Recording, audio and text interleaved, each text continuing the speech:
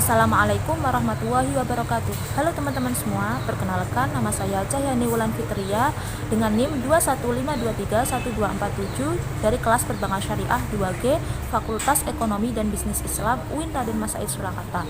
Di sini saya akan menceritakan tentang sejarah perjanjian Giyanti dan terbelahnya Pulau Jawa untuk memenuhi tugas mata kuliah Islam dan Budaya Jawa. Seperti apa? Yuk kita simak penjelasannya.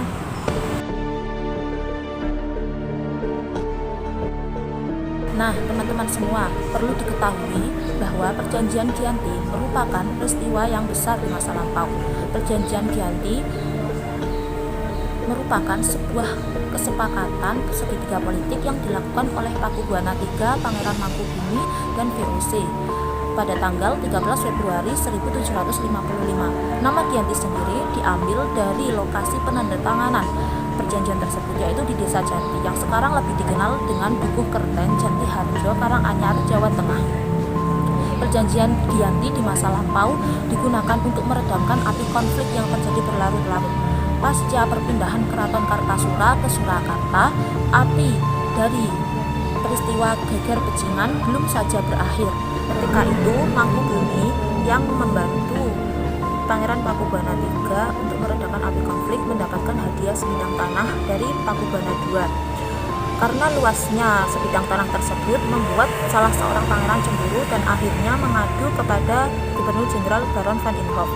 Kemudian Gubernur Jenderal tersebut akhirnya memutuskan untuk tanah itu agar tidak menjadi milik dari Mangkubumi lagi. Nah, dari peristiwa tersebut akhirnya terjadi pertempuran yang memakan banyak korban jiwa yang dinamakan dengan Perang Mangkubumi. Hal ini membuat Gubernur Jenderal VOC Jawa Utara yaitu Nicholas Harting mengambil sikap. Secara tertutup, Harting akhirnya bertemu dengan Mangkubumi yang pada saat itu Mangkubumi akan menjadi penguasa di Pulau Jawa. Pada tanggal 23 September 1754, akhirnya Gubernur VOC tersebut bersepakat dengan Mangkubumi dan surat keputusan itu akhirnya diserahkan kepada Pakubuwana III sebagai pengganti Pakubuwana II. Yang surat tersebut berisi tentang Mangkubumi yang akan mendapatkan wilayah kekuasaannya yaitu Jawa. Nah, lalu pada tanggal 4 November 1754, akhirnya Pakubuwana III menyepakati perjanjian yang dilakukan oleh Gubernur VOC Jawa Utara dengan Pangeran Mangkubumi.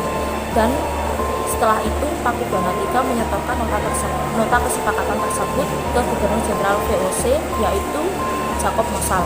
Kesepakatan tersebut akhirnya menjadikan perjanjian yang ditandatangani di Desa Janti, yaitu yang sekarang disebut dengan Perjanjian Giyanti.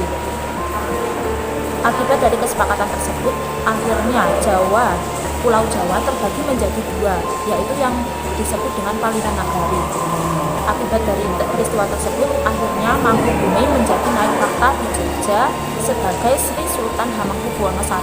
Perjanjian Giyanti dan naik tahtanya Pangeran Mangkubumi menjadi Sri Sultan Hamengkubuwono I itu terjadi pada tanggal 13 Februari 1755 ya teman-teman. Lalu pada tanggal 15 Februari 1755 diadakan pertemuan yang digunakan untuk membagi aspek-aspek keraton seperti keris, bahasa, dan wilayah yang berjalan secara panjang dan seiring waktu. Banyak wilayah yang masih tumpang tindih juga pada saat itu. Setelah terjadinya perjanjian Giyanti, Raden Mas Said atau Pangeran Sambernyawa yang dahulu membantu Pangeran Mangkubumi masih terus melakukan pemberontakan. Pangeran Sambernyawa menuntut hak sebagai penguasa wilayah. Pada Oktober 1755, Pangeran Sambernyawa berhasil mengalahkan VOC. Setelah terjadinya perang bertahun-tahun, VOC akhirnya menyudahinya dengan menandatangani Perjanjian Salatiga pada tahun 1757.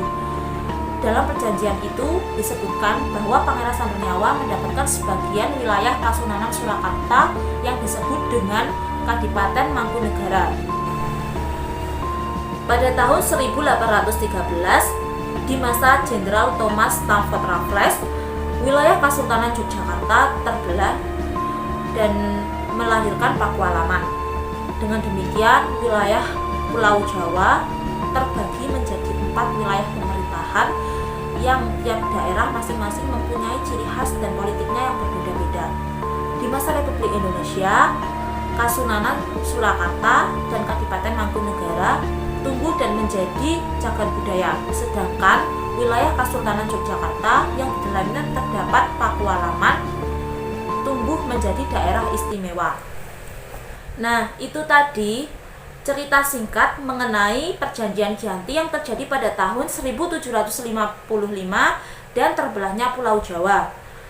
Semoga apa yang saya sampaikan bisa bermanfaat bagi kalian semua. Dan terima kasih kepada teman-teman yang telah menonton video saya dari awal hingga akhir. Jangan lupa like, subscribe, comment, and share.